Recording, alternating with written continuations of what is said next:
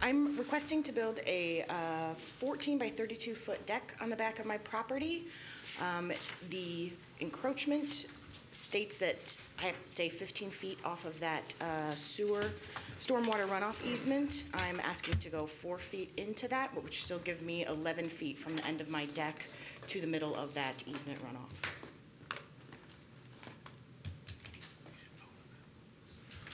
runoff. Any questions? I've got some questions, I guess, for Mr. Lance. Any questions for the petitioners from council? All right. Mr. Lance, do you mind coming up and speaking on this as well?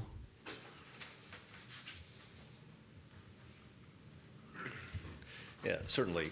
You were provided a staff comment letter that was drafted jointly by participation of several departments, namely the Planning and the Street and Stormwater Department, where we tried to brief delineation of the issue, reasons that we have these easements, and the importance of perpetuating those. So perhaps the easiest thing, I believe it was fairly comprehensive. If you have any specific questions to these matters, I'd be happy to opine on them.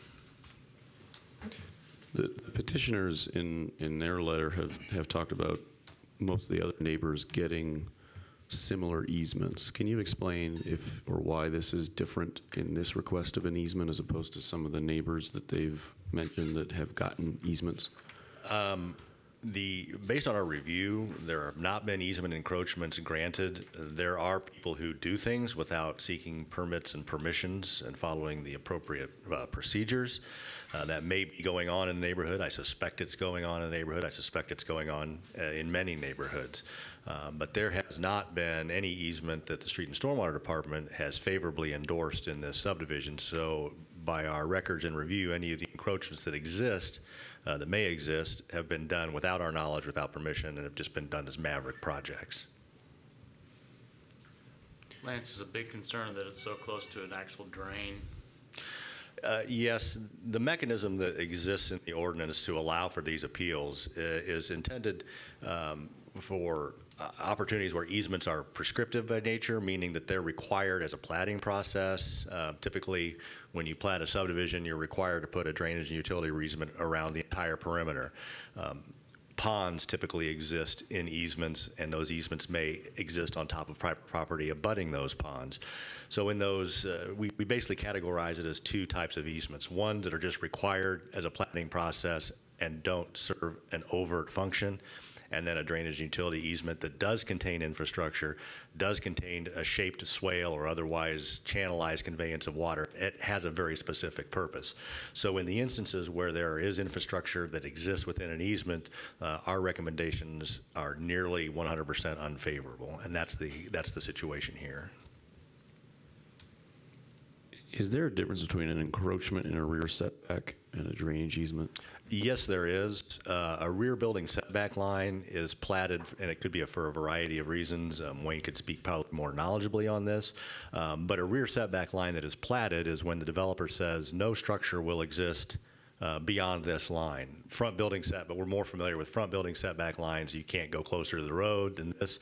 Often those are put on a plat, and if you're in reference to that blanket easement, there was a number of lots that had this subdivision started development in the county, so we sort of adopted this midway through its development approval process. So there was a rear building setback line that was platted that the BZA sought fit to grant encroachments in because they couldn't understand why it existed. It may have had a purpose. I don't know. But it is not an easement. They are not the same thing.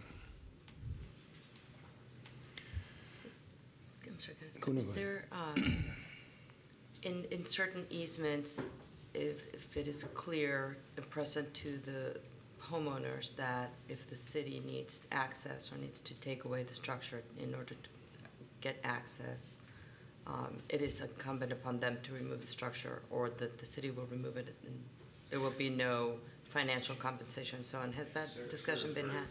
Aware of and willing to take that on. Okay. I just didn't know if that was a circumstance that was applicable to this circumstance because of the particular area that he's describing. So I just Sometimes it's possible, sometimes it's not. I didn't know if that had been. The easement acknowledgement affidavit that's executed by property owners in the town really is just a formalization of the law. The law is that anything in an easement, whether anyone knows about it or not, exists at its own peril, meaning there is no compensation whatsoever if those have to be removed to access the easement or make any repairs. The acknowledgement is simply saying, yes, we know the law, you know the law, and we have that recorded. The reason is most of these first generation applicants and homeowners are well aware of the situation. What we run into routinely is subsequent ownerships. The next person who owns a house has no idea that they have a fence or a deck that's in an easement that is in peril if something happens and the easement needs to be cleared. So typically 2, 3, 4 homeowners down the road, we have a problem. We inform them of the situation, and then they frankly go ballistic. They have no idea. So we still have these recorded when they are approved, so that then there is at least, hopefully, the mechanism when you buy a home, you review those papers, you say, I have an easement. So it's a way to perpetuate knowledge, but that is the case no matter what, whether it's illegal, non-conforming, or acknowledged. No homeowner is entitled to compensation if these things have to be removed. The final reason, one of the major reasons for an encroachment is when lending agencies look at issuing mortgages for homes, and they will catch the fact that, hey, part of this home, part of the structure is in an easement. Many lending agencies won't loan money in the form of a mortgage for that unless they're very secure in their comfort that that will be allowed to exist. So mortgage companies like to see these encroachments too. So it's when they are approved and when the circumstances are unique and there's a hardship and things are approved, that's the purpose for having these recorded, to perpetuate the knowledge and to mollify any concerns by lending agencies. So a follow-up on that then, if all of these things are in place and the homeowners take full responsibility for whatever happens, would that appease any of the recommendations that the staff has? No, it doesn't, because we routinely find these situations, again, 2 and 3 homeowners down the road, they have no idea that their fence is in jeopardy. And when we have to deal with these homeowners who really don't have knowledge of this, it's quite disconcerting to them. So as I mentioned earlier, the 2 types of easements, when you have an easement that contains drainage infrastructure, out of fairness to everyone, you really can't be subjective. You can't say, well, maybe this person can go a couple of feet. Is that a big deal? No.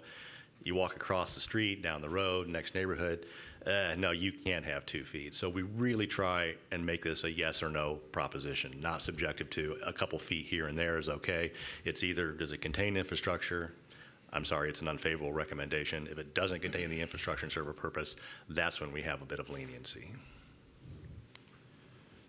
Given the number of violations in the neighborhood, does approving this cause a groundswell of other approvals or other requests for approvals that then look to this as them?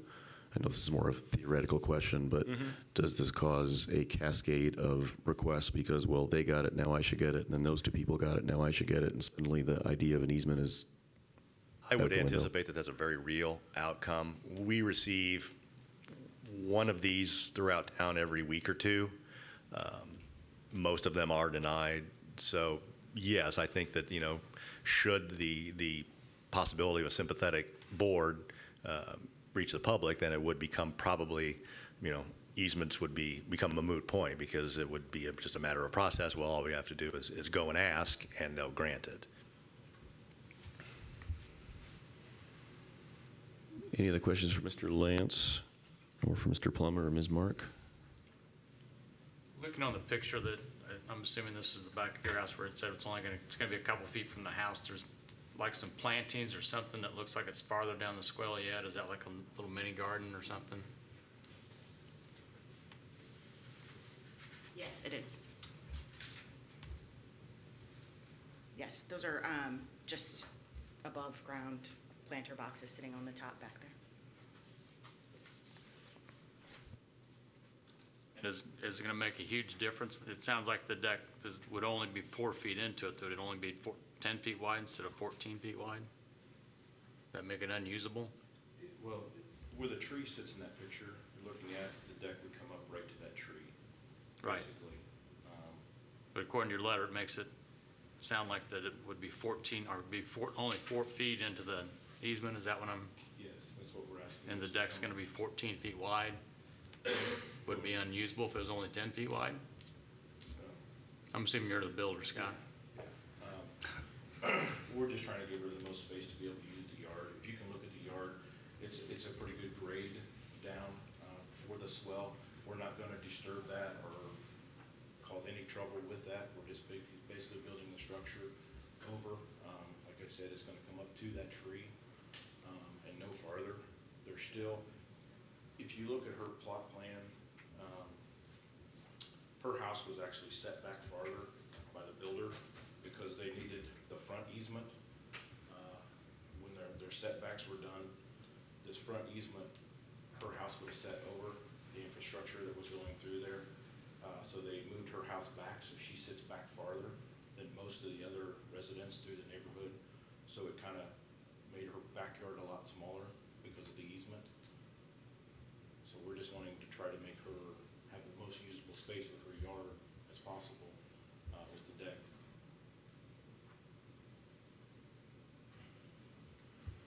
I guess the question was if you make the deck smaller so that you're not on the easement, is that a possibility? Will that work at all? I don't have the picture. in front of me. There is an existing deck, isn't there? Yeah. So the idea is to expand it? It's 3 foot wide.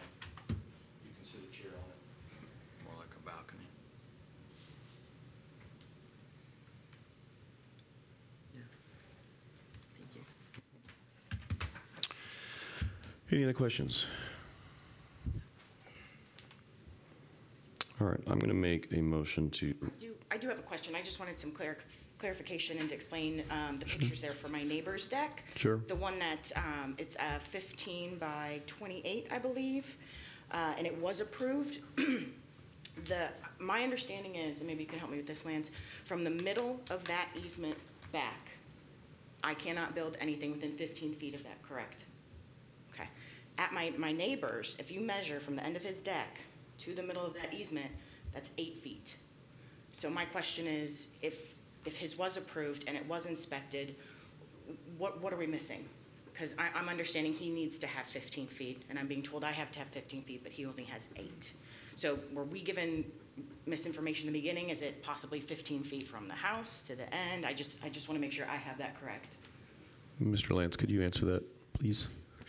Yeah.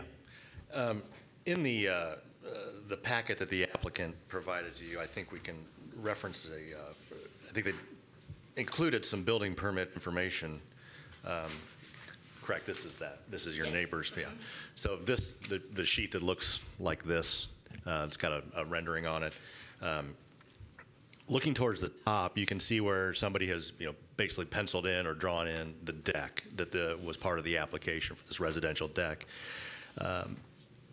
It falls right on top of like that dashed line that's spanning several of those lots. So they are representing that this deck, by their application, does not extend further than that dashed line, which represents the limits of the easement. We did not go out and field verify this, but we did look at the county records, the property record card. After you get a building permit, the county comes out, verifies it, measures it because your taxes increased because you've made an improvement. And based on the county record card, their dimensions match what was on the application, which was, I can't read it, sorry, but X number of feet to the easement line.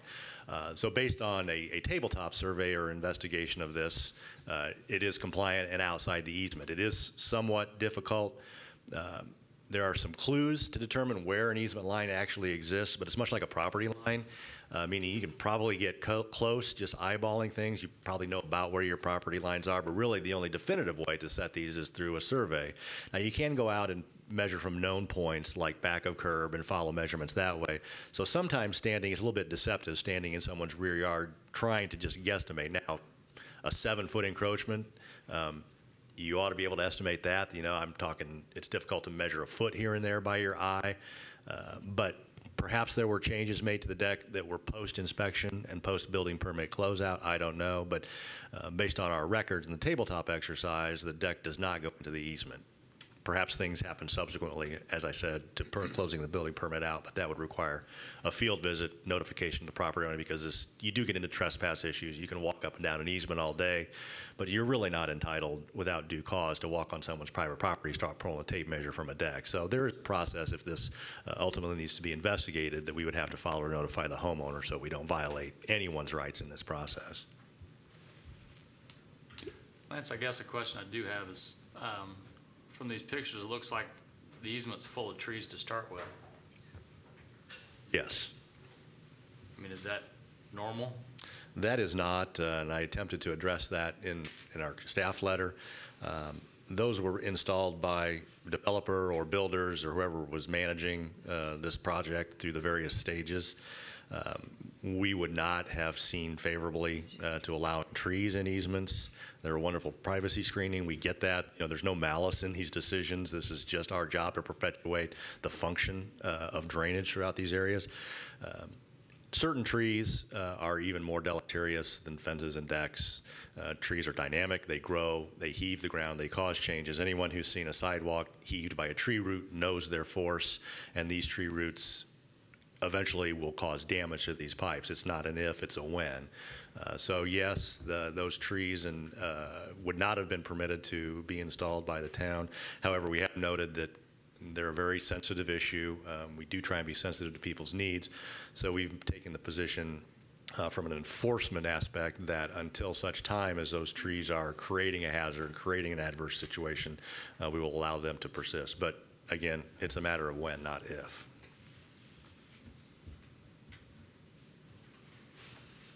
Any other questions? Just to, Lance, just to be clear, understanding all of this, this was an addition that was put in, or this was a neighborhood that started with the county. Correct. And there are, specific to this deck that we're looking at, the neighbor's deck, it's possible that that was approved and done correctly initially, but anything above and beyond, there wasn't any follow-up specific to whether or not it was extended into the easement. That's correct, and I'm not suggesting that's the case, but it's one plausible explanation from why the county records and the permit application may not appear to match the field conditions. Yeah. Okay.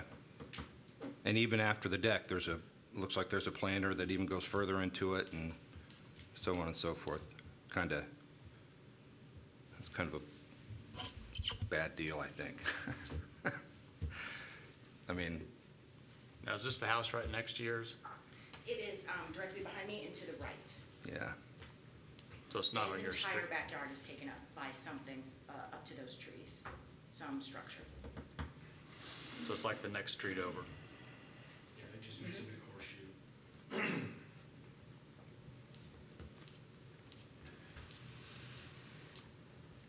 Any other questions? I would take a motion, or I will make a motion. All right, I'm going to make a motion to deny this appeal. Do I have a second? Second. A second from Councilor Hopper. All in favor? Aye. Aye. All opposed? Aye. The appeal is denied by a vote of 4 in favor, 1 opposed. Thank you very much. Thank you. Any other matters from any councilors?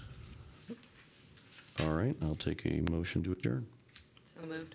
Second. Got a first from Councilor Suarez, second from Councilor Hopper. All in favor? Aye. All opposed? Motion to adjourn is approved by a vote of 5 in favor, 0 opposed. The next regular town council meeting is scheduled for Tuesday, September 4th, 2018 at 7 o'clock p.m. in the Zionsville Town Hall Council Chambers. Please note the date shift due to Labor Day holiday. Thank you very much. So if you need-